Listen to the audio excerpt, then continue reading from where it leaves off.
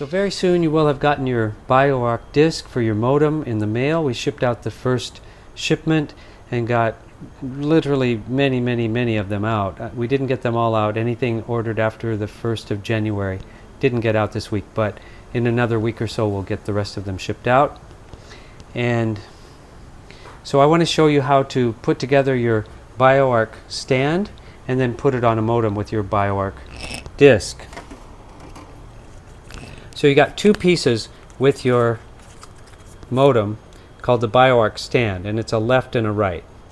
So we've got black on one side and white on the other side.